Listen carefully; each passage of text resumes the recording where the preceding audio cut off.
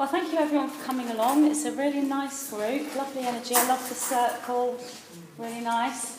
I have spoken before at this group. I don't know if anyone saw me back then. It was a couple of years ago. So if you don't know me, I don't want to spend too much time introducing myself because I'd like to get to the material. But if you don't know who I am or what I do, I'll go through that as briefly as I can. My name's Petra, but I'm known online as Magenta Pixie. Back in 1993, I made a conscious effort to make a connection with a spirit guide after reading a book called Channeling. I did this through meditation, and I finally made that connection with this entity, the spirit guide, which he called himself White Spirit. And I worked with him for many years, and then White Spirit sort of evolved, if you like, into a sixth dimensional entity. At the time, I didn't know what this entity was. It looked like an angel. And then this being sort of morphed into 9 beings. I counted them and there were 9. They had white wings, but they didn't look exactly like angels, how I expected angels to look, because sometimes they had human faces and sometimes they had faces of a bird and sometimes they wouldn't have wings. So I called them the white-winged collective consciousness of 9 because I knew that they were a collective consciousness. And I kept this situation and my communication with them, even though it had gone on since 1993, I did keep it quite private. I didn't tell people. There were members of my own family I didn't tell, and there were many friends. I never ever told them that I had this communication going on. I only spoke to a few people that I felt were like-minded, that were in that sort of holistic field. And then in 2008, I started to have really intense conversations with them. And they told me, it was the beginning of April 2008, that it was time for me to go public. And I said, what do you mean, go public? Do you mean you want me to tell people that I talk to you? Because obviously I kept this secret for sort of years. And they said, yes, exactly. They told me how I'd been through this training and now it was time to work. So I said, well, who do you want me to tell? Basically, everyone. I'm like, oh, so how do I do this? And they pointed to my computer. So I realised this must mean I need to connect on the internet. So I spent some time looking around the internet, joined a few groups, spoke to a few people on forums, realised that I kind of knew things that a lot of the spiritually seeking individuals didn't know, and I knew I had the answers for them, which surprised me because I kind of felt that everyone had this connection, and I realised that there were a lot of people that didn't have this information. And then I discovered YouTube. I found a guy on YouTube who I'm now really good friends with, who had sort of brought through this stream of consciousness, this sort of channeling, if you like, and had put this to visuals, to these wonderful, colourful visuals. And I said to my partner, who's sitting over there with the camera, I said to him, if I brought through some of my information that I'm getting from the 9, and I record my voice, could you put the visuals to it? And he said, yeah, I'd love to do that, because it was like, he wanted a creative project to do.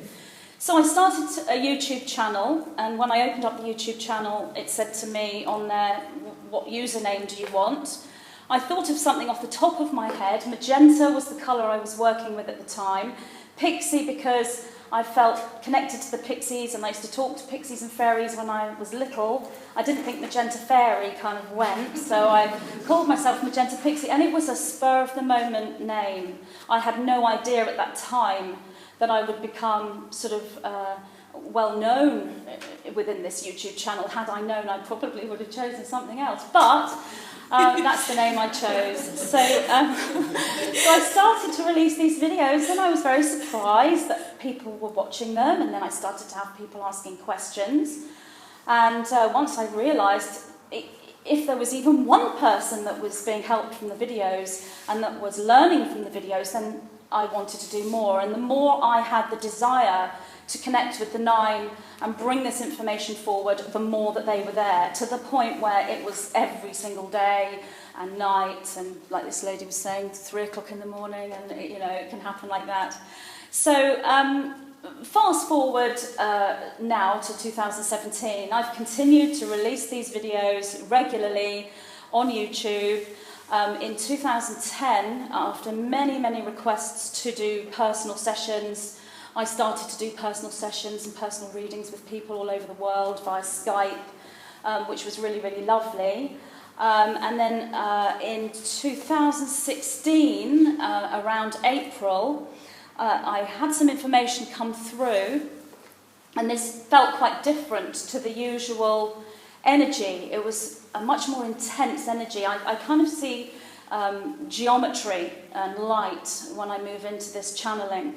I now know that particular geometry is called a monad, but I didn't know that at the time. It's the language of light. It's the way that the nine, if you like, communicate, or it's the way that the deeper part of your brain communicates with you. It's all kind of the same thing.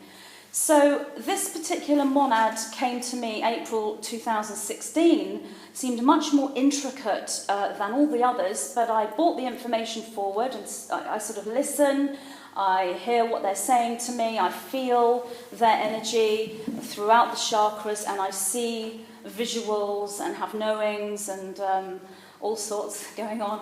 And so I brought this information forward, and normally what happens is it's like an introduction with the question I ask or the information they want to bring through, and then it sort of goes into this wave upwards where there's this intensity of words, of information that's coming through, and I go into a slightly altered state, and then it sort of rounds off into this sort of lovely conclusion.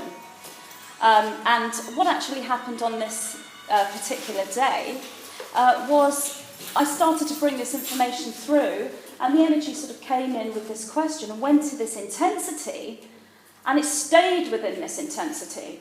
And it wasn't rounding off into this sort of conclusion.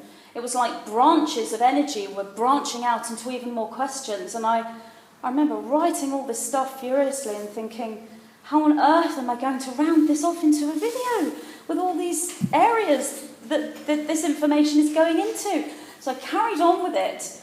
And it went on, and finally, I must have written several pages before I finally realised, and I said to my partner, this isn't a video for YouTube, this is a book. So that was my first book, so that's kind of how it happened. And I was given the title, Masters of the Matrix. So I finished that book sometime before October, about a month, 6 weeks before, and then the editing process, and then the book was released in October 2016. And then in November 2016, I started to write a second book. This kind of worked a little bit differently. I wasn't given the title at all this time, and I've really struggled with the title on this one, but I now know what the title is. It took a while. And this one, it's like Masters of the Matrix was kind of, it's like the nine was saying, we're giving you this information. I didn't sort of choose, I want to write a book, please will you speak to me so that I can write a book. It just happened. Whereas with this second book, I actually said, I loved doing that book. I loved working with you for the longer piece, because the videos are sort of snapshots of information. And while a lot can be said in this sort of 10 to 20 minute video, it's not the same as a book when these concepts can be delved into much more intensively. So this time I actually said I want to write a book, and then they were there. I stopped doing personal sessions when I started this book so that I could fully concentrate on this book, and I finished it yesterday.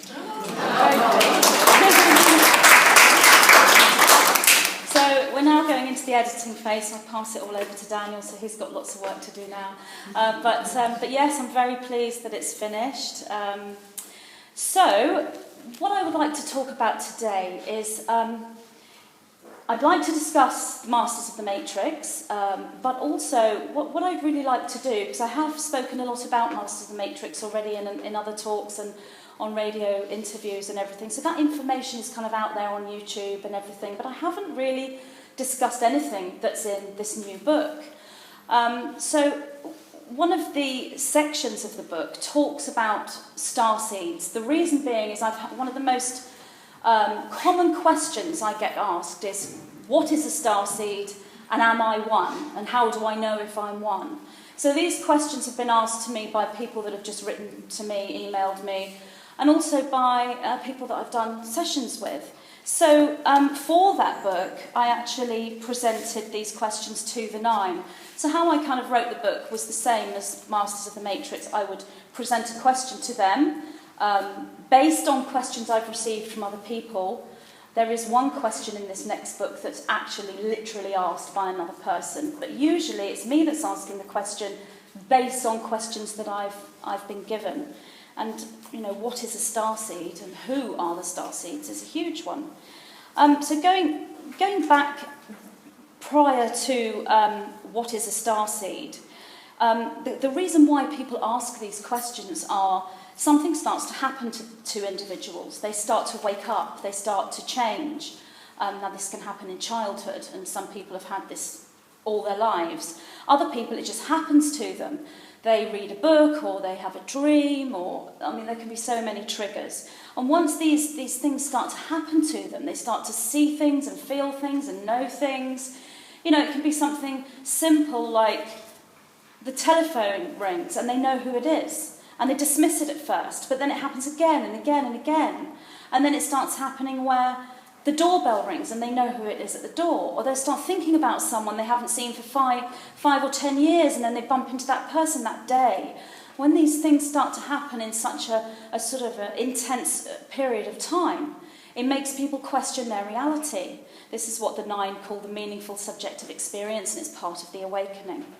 So when people awaken, they'll start to ask questions, they'll start to look around, usually on the internet, and then they will find this information, either my information or all the other hundreds, if not thousands, of spiritual teachers out there that are all teaching about this information, this awakening, and they will come across the word starseed.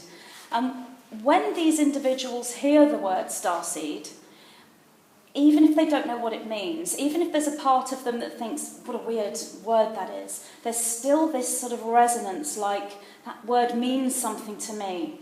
In some way I'm connected to it. And this is because we all have these sort of trigger words. Part of the language of light is a universal cosmic language that speaks to the DNA. And we all have DNA. So anyone who moves into this energy will resonate with these trigger words. Some people will know why, others won't know why, but they will still be called to this kind of energy. And these people will want to be interested in holistic living and healing. They'll get away from mainstream news, and they'll want to listen to alternative news. They'll want to listen to, they'll want to get their information in a different way. They may turn away from orthodox medicines and look into natural medicine, because they're changing and they're becoming more and more connected with a different energy. So there's this system that's set up on this planet that most people connect to, and that's your everyday life and driving your car to work and earning your money and all those things. And then when they wake up, they connect to this energy grid rather than the system, which is very, very different. The two are, in many ways, an opposition to one another. They don't fit with one another. So I'm going to go through some of the responses that the 9 have brought forward in this second book regarding these questions about being a starseed and awakening. And what I'd like to do is, when the 9 bring their information through, they speak in a certain way, and sometimes it can be difficult to understand what they mean. So what I've started doing lately with some of my videos is bringing forward the information, recording the channeling, and then I've just put on the camera and recorded myself analysing the channeling. So I'm analysing my own channeling, because the reason why I do this is because I don't necessarily process all the information immediately when it comes through. With Masters of the Matrix, I didn't understand much of the work at all. I read the book through 6 times before I started to process what the information meant. It's been a bit easier with the second book because obviously I've done a lot of study with the first one. So what I'm saying is I need to analyse my own channeling. The reason why that happens is because when you channel, you are communicating from this larger perspective that is you, the sort of subconscious mind or the superconscious mind. You are speaking from an aspect of you that has a wider periphery, a wider perspective, and this aspect sees the past, the present, and the future all as one. And here in this reality, in this linear reality, we don't see the past, present, and future all as one. We experience our life in a linear sense. So we don't have that wider periphery. We have to focus on the here and now and what's happening. We don't necessarily project our sight, if you like, forward. But that higher part of you, that aspect that presents itself as a being for you to channel, or a group of beings, it does do that. So we have to kind of catch up. We have to translate that information. So what I've said to a lot of people when they talk to me about the channeling, what does this mean? I'll say to them, I bring forward the connection with the 9. I bring forward their information, but I'm learning their teachings equally and at the same time as all the people that I'm delivering the teaching to. I'm not a spiritual teacher that sits here and says, I know all this information and I'm going to teach all of you. It's not like that at all. It's like, well, here are the 9, and I'm one of the people along with everybody else on the planet learning from them. And that's the case with everyone who's channeling. So I'm going to go through some of these questions now, bring forward the 9's response, and go through some analysis of this, and then when I've sort of talked for long enough, we can go to questions. So, what is a starseed? So the 9 replied to this. This is a term we use to explain an individual or consciousness structure that is seeded from the stars. A more appropriate term to explain these awakened individuals would be aware starseeds. For indeed, you on Earth are all starseeds. You are all seeded from the stars. The aware starseed is he or she that has activated the memories of this, and therefore stands as he or she who answered the call, or he or she who has activated the knowing, and thus the implementation of the mission. So that's from the 9, and I'm going to go through the analysis of that. So this is a term we use to explain an individual or consciousness structure.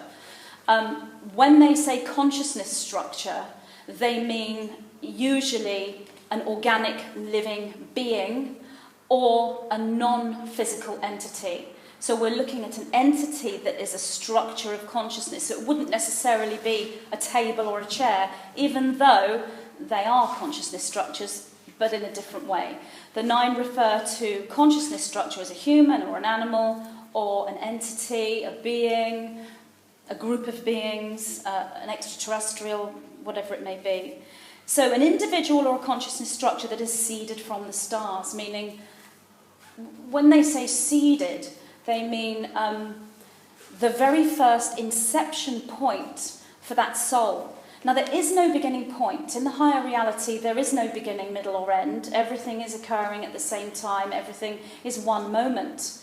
But when you perceive the soul's journey in a linear sense, you can trace it back to its beginning point. You only do that when you look at the soul as a memory complex, as a structure of memory. So what that means is you can go into an incarnation, and in that incarnation, let's say you repeat the same mistakes, you repeat the same patterns, you don't really learn anything in that particular incarnation. For example, this rarely happens, but it does happen. And so you go into another incarnation and the same thing happens. And you go into another incarnation. So you're stagnating within your life. You're not growing or learning or expanding. So what that soul might choose to do is sort of recycle itself, which isn't particularly a great word to explain this process, but it's the nearest word we have within the English language, and kind of start again. And so they begin again from a new inception point. Then let's say that that soul starts to learn and starts to expand and starts to be creative and move forward, then what happens with that soul is that soul retains its memory from all those times when it did learn and expand. That memory is held within this sort of energetic field known as the matrix, and when that individual incarnates into another life, all those memories are there within that individual. Now, this is only on a linear sense, because in a non-linear sense, every single person holds every memory within them of everything that's ever happened and everything that's happening now and everything that ever can happen. We are all holding the memories of Source. But we activate those memories by learning in an individual way throughout these incarnations. So that's what it means by seeded from the stars. Everyone is seeded from the stars simply because planet Earth is not the origin point for humanity. The origin point for humanity is not in this dimension. It's in a higher dimension which translates in a linear sense to another planet. But it really means another dimension, and it's kind of the same thing. A more appropriate term to explain these awakened individuals would be aware starseeds.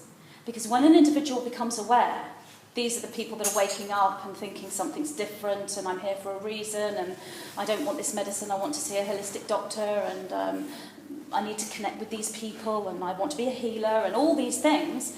They are aware starseeds. The 9 also call them activated starseeds, because what's happening to these individuals is there's an activation taking place within their bodies at a cellular level, at the level of the DNA, and I'm sure you've all heard about DNA activation, and that's what it means. DNA activation is the activation of memory.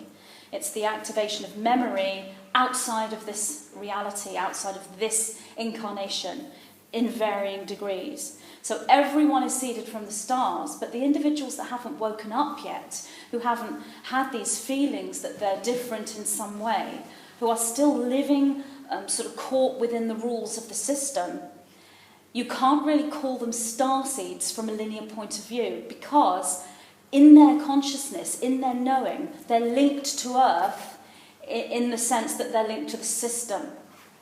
I'm not saying it's a bad thing to be linked to Earth, it isn't, it's a very good thing, but it's not necessarily a positive thing to be linked to the system.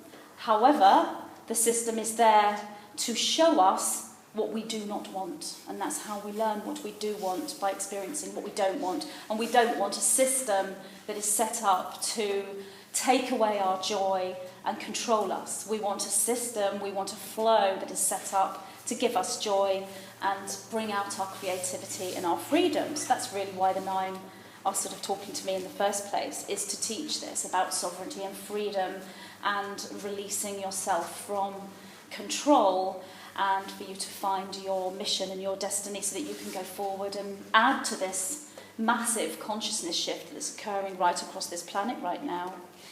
So the aware starseed is he or she that has activated the memories of this. They've activated the memories of who they are. Even if those memories aren't coming in this sort of focused way, it doesn't necessarily come like, oh, I know who I am now, I'm this energy matrix and I came from this planet and I remember. It doesn't kind of work like that. The memories are more like knowings, more like resonance. Like you hear the word starseed and you're like, that word means something to me. That's a memory. It's like, you might hear about extraterrestrials and you might think, do you know, I've always known that they existed and I've always kind of felt connected to them. You know, it might be the cat people, or it might be bird people, or it could be anything. It could be Atlantis, Lemuria, all these ancient civilizations. It could be the pyramids that wakes you up, or crop circles, or anything, crystals. But whatever it is, you have this knowing that in some way you're connected to these things. You don't quite know how. It's almost like you're taking some kind of cosmic treasure hunt and looking for the clues. They are all memories. And slowly you piece everything together, like putting together a jigsaw. So he or she who has answered the call. So these starseeds are individuals who stand as he or she who's answered the call. What does that mean? Well, The nine have explained to me in both the books that when a planet is ready to evolve to the next level, if you like, move to another dimension, they put out, the planet itself and the people on the planet put out this energy pulse. And this is then translated by non-physical beings.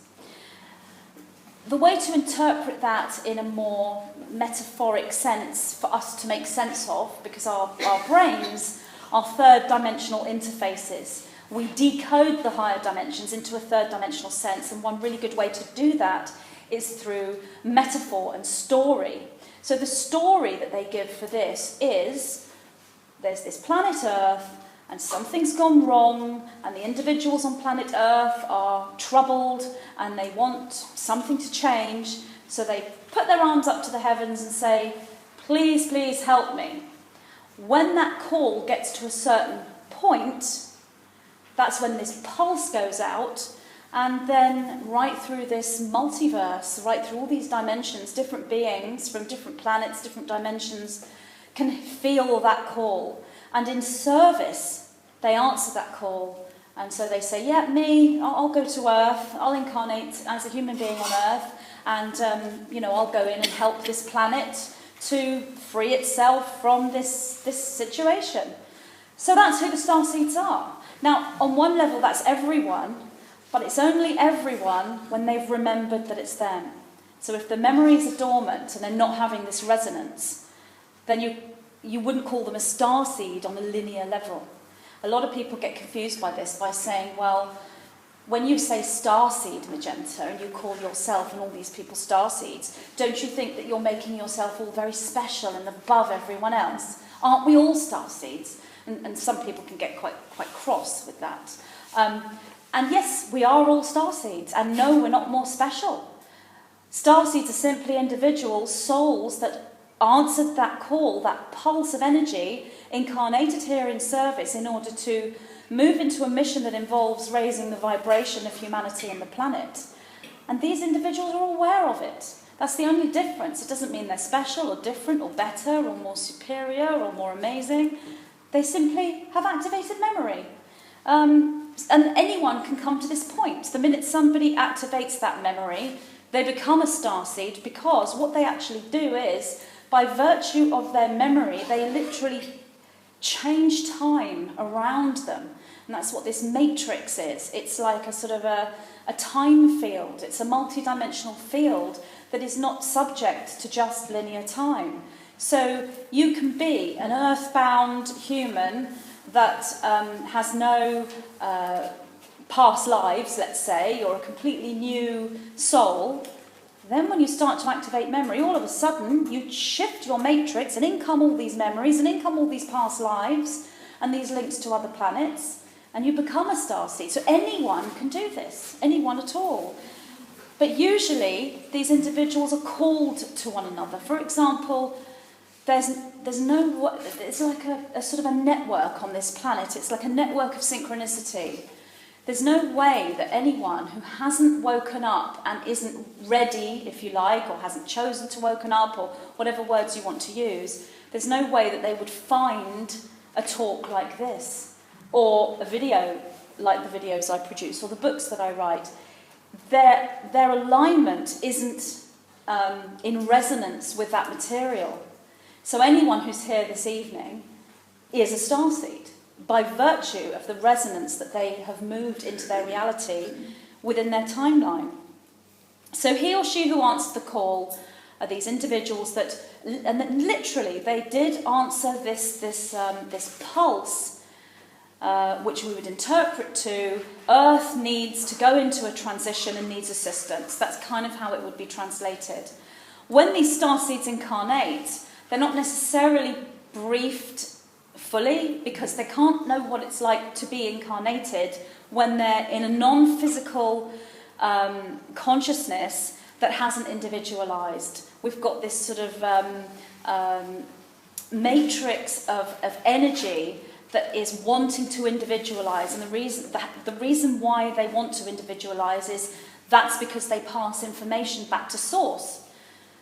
Source is a innocent energy that wants to experience all and everything, and Source is also an all-knowing energy that knows all and everything simultaneously. So in order for us to process that in a linear sense, these non-physical structures have to go into a physical incarnation. And through those physical incarnations and through the expansion, they individualise. So each time they leave an incarnation, they've gained more memory and more memory and more memory, until eventually they become all-knowing Source. That's kind of the path that we're all on. So the next question, how do you know if you're a starseed? And the response is, you will be going through conscious multidimensional experience, including cellular memory activation and the meaningful subjective experience, synchronicity, and the resonance to that, which is of like vibration. And that will be food, people, sacred sites, experiences, places, music, clothing, work, thoughts, etc. So I've kind of answered that question already. I've analysed that already previously. So you're going through this awakening, this cellular memory, and experiencing synchronicity, and that is what happens. That is the meaningful subjective experience. People say to me, Magenta, prove what you're saying. Where's your proof? And what the nine say here is, to desperately need proof means you're clinging on to something, and when you cling on to something, it will persist in the same way as it is when you cling on to it. So if you want proof, what you're creating for yourself is wanting proof. So you'll never find it. When you let go of the need for proof, you think, I don't need proof, then proof will come. And it will come all the time in your meaningful subjective experience. And will you find proof in books and from scientists and other, physicists and all these people that have lived all these lives, artists? And yes, you will, architects and artists, writers. The proof is everywhere. But as long as you are demanding it and wanting it, and if you're in that mentality where you think, I'm not going to believe this until I've had proof, I will not believe that because there's no proof for it, then you won't find it, which is where the system is and where a lot of our scientists are. That's why they're going round and round in circles, trying this angle and that angle, because they are living in this mentality where they have to have proof before they can find the answer. But it works the other way round.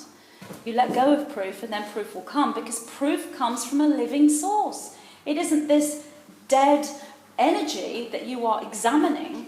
It's a living energy. It's the energy of source, and it wants to be seen. And if you're clinging on to this desperate need for proof, you are unable to see that energy.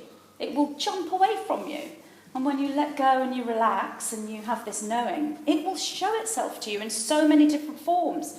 The biggest way it shows itself to you is when you look in the mirror and you see your own face and you realise that this energy is you. So the nine say here, for the truly aware, you will simply just know you are. So that's how you know you're a starseed. That sounds a bit sort of, a bit of a sort of get-out clause. How do you know you're a starseed, Magenta? You'll just know. That doesn't kind of, it doesn't explain everything really for people who haven't experienced this. It's a silly answer to them. What do you mean you'll just know? I don't know. But the people who have moved into this knowing, they do know, but they can't explain that to the people who don't know, because it isn't something that you can give to someone else. It's something that's simply there. And when you have that knowing, then and you connect with other people who have that knowing, then you can share that, and then you have more proof because you're meeting other people who feel the same. What kind of experiences does one go through if one is awakening? So the nine say here, conscious multidimensional experience, including cellular memory activation. Oh, I've already read that bit, haven't I? Yeah, I have. So the next question is, what exactly is happening to me? And the response here is, you are transforming. Yet this is a normal and natural part of evolution. Does this not happen to you every day within your physical reality as you grow through learning and as your cells renew? Each time you breathe, eat or drink, you change form. You, like us, within the non-physical realms, are ever-changing, ever-moving and non-static beings. Yet the ascension process is a much more profound process, You are changing your belief systems and paradigms so rapidly due to the awareness and newfound knowledge you are gaining that this in turn creates changes to your physical structure at a cellular level. We could also say that the light that is being washed over you or beamed upon you on a daily basis is changing your physical structure at the cellular level, and this in turn is creating expansive change within your belief systems and paradigms. Either way, you are changing, expanding, evolving, upgrading, transforming, and transmuting. So that's what the 9 is saying. You're changing. You're changing at the cellular level, and that's affecting the way you think. But they're also saying the way you think is affecting the changes at the cellular level. So they're both happening simultaneously. So that's kind of self-explanatory, really. What they're saying here is people change all the time, but the ascension process is more profound because it's more rapid and you are changing your entire physical structure. Interesting when they say the light that's being washed over you or beamed upon you on a daily basis is changing your physical structure. So that's another way of looking at this process. So one could say that our thoughts, our belief systems are changing the cellular structure. One could say the cellular structure is automatically changing, but another sort of trigger to that is these light particles that are coming in from the centre of the galaxy. The galactic core is sort of giving out this pulse of these waves of energy, and these are like light particles that are literally changing our DNA. So where we are in the solar system, we sort of lined up with this. We moved into this sort of section of space-time, if you like, around the year 2012. That's what the whole 2012 thing was about. And so these particles, these beams of light, are constantly washing over us, coming in from the centre of the galactic core. And there's also stuff going on with the sun, and there are solar flares, and all of these things, Schumann resonance on the planet, all of these things are changing the structure of humanity. So the non-starseed, non-awakened individuals, they're also getting washed with this energy. But it's kind of like light can be washed over an individual, but if there is a lot of energy that could be seen as a block, like that they're angry, they are frustrated, very, very locked into the system, they're not able to flow and open up to their joy. You need a lot of light to wash over these individuals and a lot of particles to make any changes.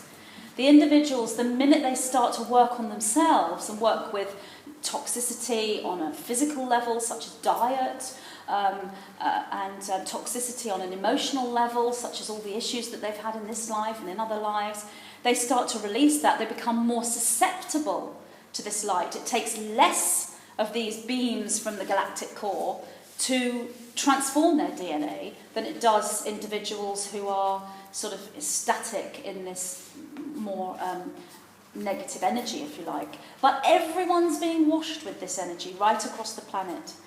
So why am I transforming in this way? You know, why? So the 9 replied, you are transforming in this way because you agreed for this to happen. You hold a past life contract or agreement, if you will, that this would happen.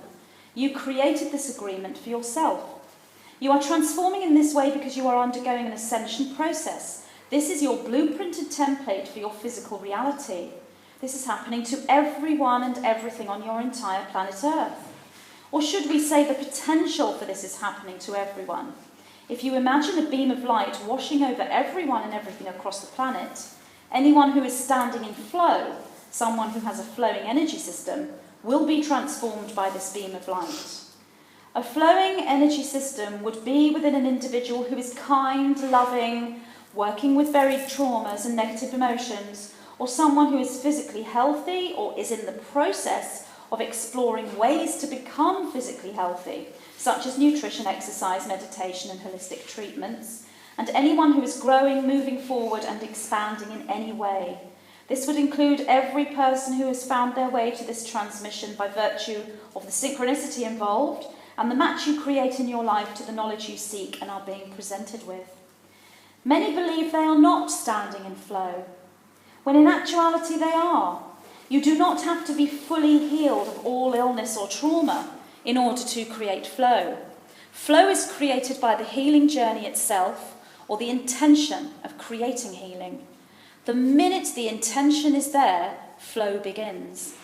The minute action is taken, flow begins. The minute the desire for higher awareness and truth is there, flow begins. The minute one upgrades their nutritional plan, flow begins. The minute one moves the body with intention to create flow, flow begins.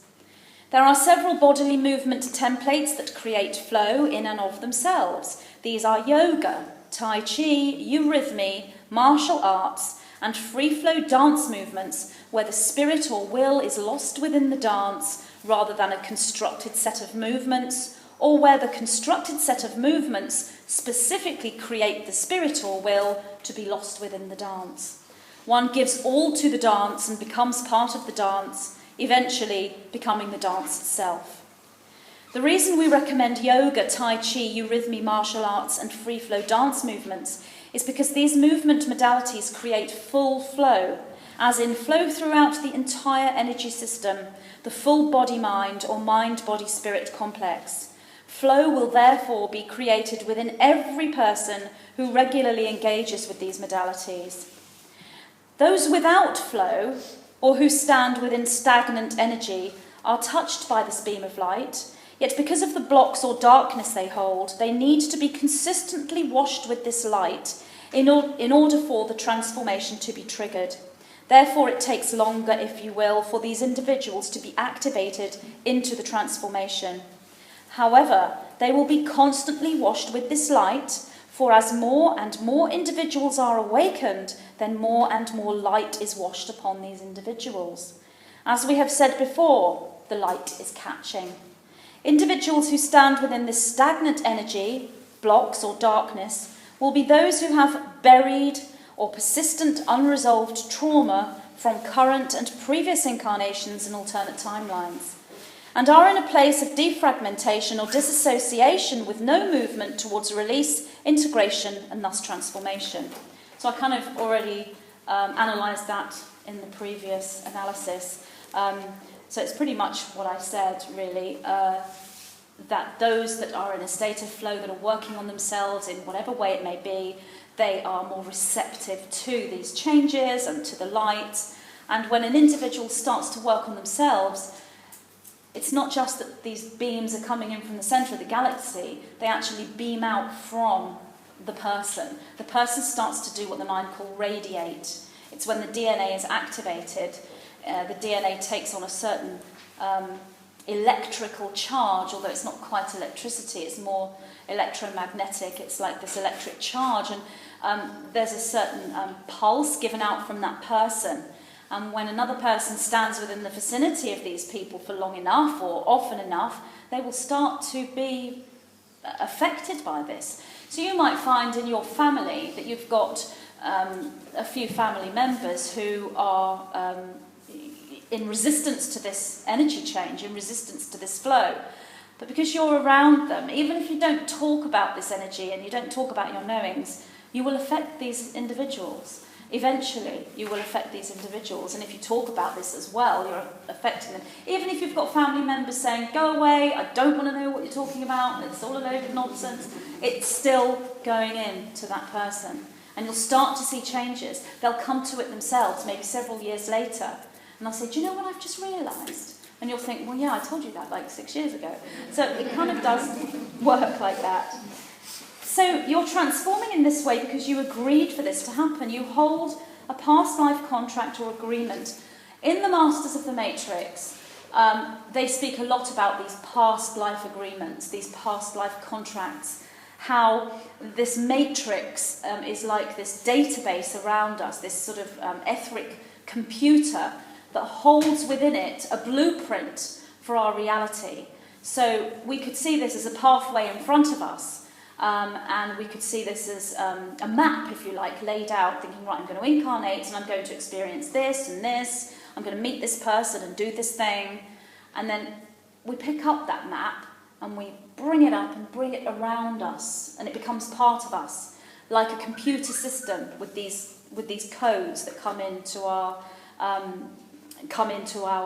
awareness, and our emotional state triggers more codes back into this matrix. It's sort of moving in and out in this flowing sense. It's actually a toroidal system.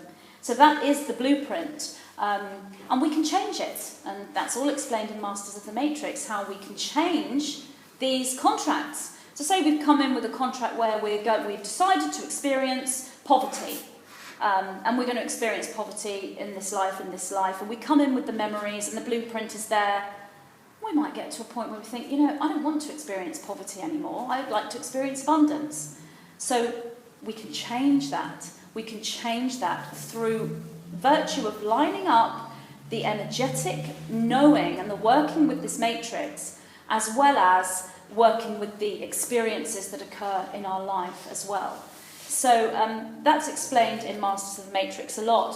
What is a bit of a paradox, well, it is a paradox, is the way to change the past life contracts is when we're fully aware that there are no contracts.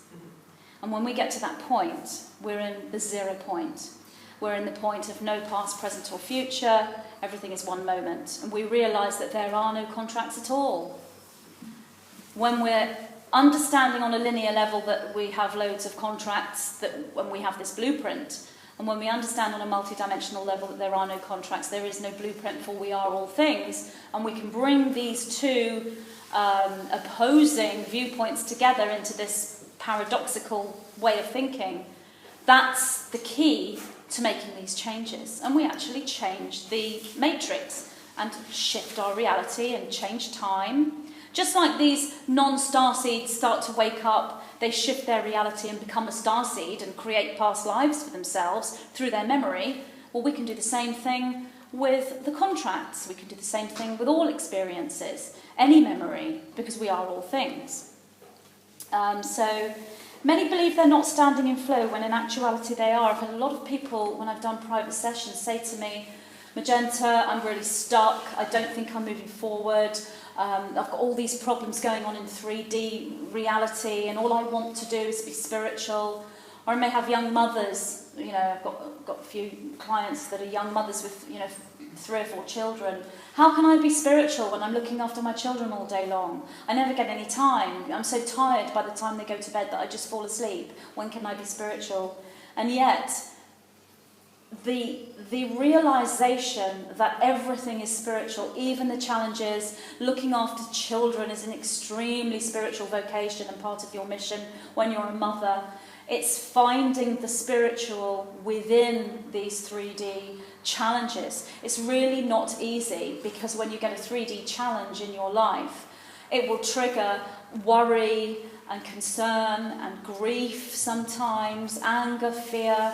There's nothing wrong with all of those emotions. And there is this sort of big thing going around the New Age Lightworker community where a lot of people would say, don't feel fear. It's really bad. We must be feeling love and joy all the time. Oh dear, what have you done? You're feeling fear, aren't you? Still a bit of fear in you and all this. And it's true in a sense if you are clinging on to fear all the time. But if you are feeling fear because of a situation, and you think, okay, I'm feeling fear right now. I can't get rid of this fear because it's in me. Why am I feeling it? What's the reason I'm feeling it? How can I work with it? What you're actually doing when you say these things to yourself and you try to work out why this fear is there, what you are doing is analysing the situation. So what you're doing is integrating fear. Now, if you just feel fear and allow yourself to just feel fear, and a lot of people in the system believe it's normal to feel bad all the time. That's life. They will actually say to you, I feel dreadful, I'm so stressed, but that's normal. Who's not? Who's not stressed? Everybody is. Everyone's poor, everyone's stressed, and this world is dreadful. And these people will say this all the time. And because they believe it and it becomes part of their status quo, they actually feed the emotional code into their matrix, all the time. The matrix then responds to the emotional code. And what the matrix does is it's a sixth dimensional aspect of you. It sets this certain geometry that matches that fear-based emotion or that worry or whatever it may be. And then that geometry moves down through these dimensions into the third dimension, and a situation or an event or a person or a thing that matches that vibration will then occur in your reality, which is why people say this life is awful and everyone's stressed, because that belief is self-perpetuating. It will occur again and again and again. When you feel stress or fear or worry and you think, okay, I'm really worried, I'm really frightened, I'm really feeling so upset, but let's work out why. Why am I feeling this way? What's it teaching me? What can I do about it? There's nothing wrong with feeling the emotion, it's a message. But what you're doing when you analyse everything is you're integrating this fear. So the code you pass into the matrix is integration of fear. That's very different from fear. It's integration of fear. Then, when that sets down the dimensions into your reality, you have an integrated reality. You may get more fearful events coming your way, but they will be integrated events that are adding to your analysis of the situation. You will be able to work things out better. You will be able to deal with the challenge. So there's nothing wrong with feeling these negative emotions if they are treated as tools for learning. And in Masters of the Matrix, the 9 give a very good example as to how to do this analysis. And there's a whole sort of piece on that. One method is to actually give these negative emotions a persona. So let's say love and bliss are angels. Let's say fear and anger are, naughty little sort of monster-looking munchkins, or whatever you want to call them. It's good to make them small rather than a great big demonic entity. You don't really want that. You want a little one, and then you can work with them because they're small and cute. And like, okay, what's your name? My name's Anger. Why have you come to me? Why are you here? Have a conversation with anger. Have a conversation with fear. If you're a writer, write down your answers. If you're a musician, you could play music that might help you to deal with the emotion. Write poetry. There are all these different things that you can do to work with the analysis. So it's not bad to feel these emotions. What is negative is expecting them to be normal, accepting them as normal, not doing anything about it, and just carrying on, allowing this emotion to take hold of you, which is what a lot of people do that are locked in the system. So the next question: why do I feel the way I do and experience these experiences? This is due to the transformation you are undergoing, which includes the return of lost codes or return of buried, lost, stolen memories. As you release traumas and begin to remember events from your current incarnation and from previous incarnations, alternate timelines, you begin to trigger a new code or new formation within your DNA matrix field. You move into the pattern that we refer to as the organic human template, he or she who lives in harmony with the earth and the earth cosmic changes. You are actually becoming a genius. Your DNA formation is changing, so the cellular structure, blood, bone and brain, is changing. You will begin to change on a psychological, emotional and physical level as you merge these levels with the spiritual aspect of self. This is known by many as the second birth. And so it is this: you are born again into the true life, the life of awareness of who you truly are. The experiences you may go through will involve the psychological, emotional, and indeed physical levels. So you will experience changes within these aspects of self as you become more and more the real you. This is your merge with the higher self, or indeed, we could say, this is your merge with us. So that's really the response to why do you feel the way you do? Why are you experiencing these things?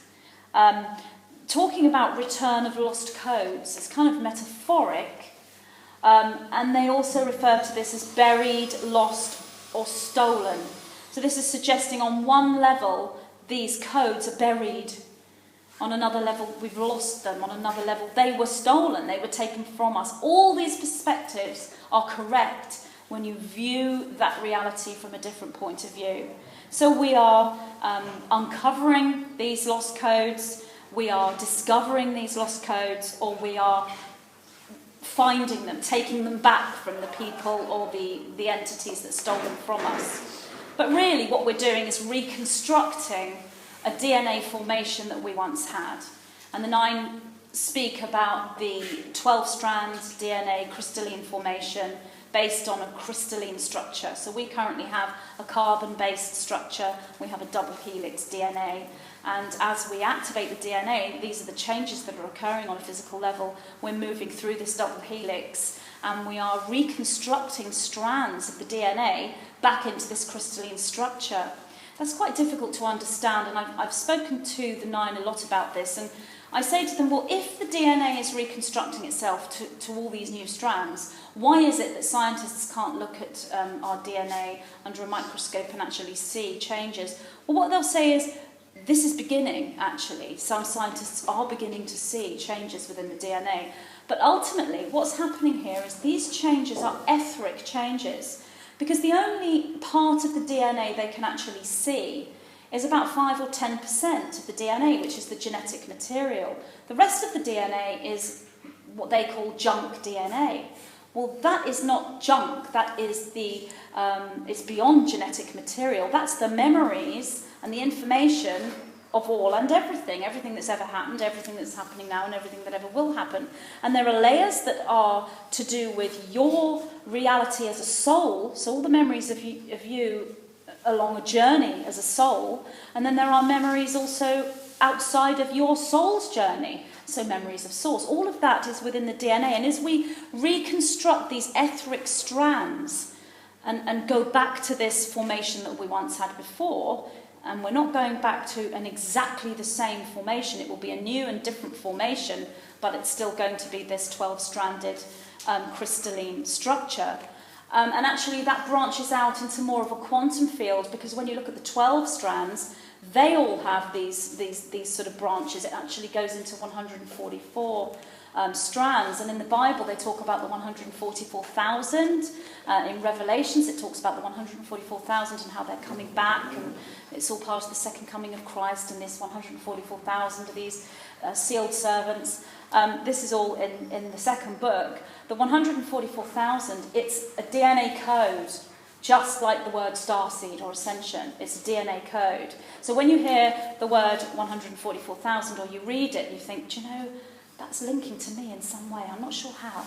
Oh no, maybe not. You know, that's perhaps a bit too grand, but I do feel drawn to it. That's the knowing.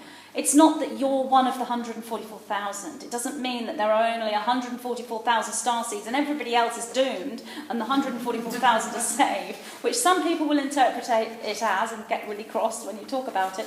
It's the activation of the DNA, the 12 strand, and then moving into the etheric levels. It's the DNA formation. So the 144,000 is everybody who activates the DNA. The sealed servants, also in the Bible, what that refers to is when the DNA activates, it creates this hermetic seal. There's a seal. What this seal is, it's like a geometric formation. And it really does occur within the DNA. And this is so far into cellular biology that the scientists are nowhere near the level of understanding this. There are some. The 9 call these people the new physicists. And if anyone wants to know about this information from an actual physicist, I can recommend a fantastic guy by the name of Daniel Winter. If you want to know about the DNA, and if you want to know more about the cosmos, the universe, and about how the geometry links to the building blocks of life itself, I can recommend Nassim Haramein. These are the 2 new physicists that the 9 have said are discovering these things. And there are 2 of many, but they're the 2 that I know of. So the seal is like a geometric structure. What it does is it actually keys into this matrix, but the matrix that I talk about in Masters of the Matrix is a 6th dimensional formation. The 144,000 strands and the seal is sort of 7th, 8th, 9th dimensional matrix. So it's just another part of you. What this does is it actually works within synchronicity. So that's why it's a seal. It's like you in your life become protected, if you like, and that's not really the right word, but you become immune from this infiltration that's coming in. You are hidden. You become a secret from those that would want to infiltrate you. Because, you know, when you look at the perspective of the memories being stolen, those beings that stole the memories, they don't want to give them back. Some of them might, but some of them don't want to. So from that perspective, and all these perspectives, as I said, are true. There's another perspective where nothing was stolen. But from the perspective where something was stolen, which is more of a third and fourth dimensional perspective, those beings don't want to give that back. The seal is a protective, as I said, that's not quite the right word. It is a certain formation that prevents that from happening. It's not possible for them to steal or for you to lose or for you to bury. And that's all in the second book that I finished yesterday. So I haven't fully processed that information myself yet. And the Nine would say to me that when you talk about the 144,000, you are activating memories of a very advanced level. Their recommendation is that we take the learning of these memories and the restructuring of the DNA in stages. And what they would say is Magenta has always tried to run before she can walk, but we would bring her back and show her the steps first. Although it's not quite linear, it's not as if you are at 2 strands and then you're on 3 and then you're on 4. It's more like you're at 2 strands and then you'll go to 3 and then you'll go to 8 and then you'll come back to 4 and then you'll go to 10 and then you'll come back to 3 again. It's kind of more like that. But what they would say to me is I have to process this information as we go along. As I've said to you, I'm learning just like you are. So although I've processed as much as I can with Masters of the Matrix, I haven't fully processed the second book yet. I haven't released the title, but I'll tell you all now. The title of my next book is The Golden Triad of Ascension. So that's the title that came through. And the reason why it's the Golden Triad is because the Masters of the Matrix teach matrix awareness and matrix mastery. This second book is teaching matrix architecture. When you put the 3 together, matrix awareness, matrix mastery, and matrix architecture, you have the golden triad of ascension. You're working with all 3. So matrix awareness is you being aware of the matrix, what is it, and you becoming aware of it. Matrix mastery is you becoming a master of it, having mastery over it, you become sovereign. Matrix architecture is you constructing it. And when you construct your matrix, you learn about it at a very profound level. So in the second book, the 9 will take you through the construction of your matrix and how to really connect with it in order to activate the golden triad. I will say that this is just one method, and the 9 say this in both books. There are so many methods to ascension. There are so many teachers with their own unique creative template teaching this material in so many different ways. And so it's really up to you as to which method you want to follow, which method you resonate with, or whether you want to use all these different methods as triggers and then create your own, which is obviously the best way. So this is just one more tool to add to the large tool of teaching tools that are out there. What is the Matrix? Who are the Masters? I, Magenta Pixie, am so very pleased to present my first book, channeled from my guidance system that I refer to as the White-Winged Collective Consciousness of 9. Discover the true story of our origins as an energy system, how we lost the original template for our destiny, and how we are now in the process of remembering those lost codes. Learn how humanity may reclaim the sovereignty which is rightfully ours, bringing us back into wholeness, integration, and full understanding of who we are, what we are, why we are here, and what we are here to do. Spirituality, metaphysics and science merge, as the sacred geometry, known as the language of light, is downloaded and decoded. The realization and activation of these ancient codes for a new dawn of man is an alchemical process available to us all. Now is the time that collectively we move forward into a fully conscious ascension and embrace the new archetype of Master of the Matrix.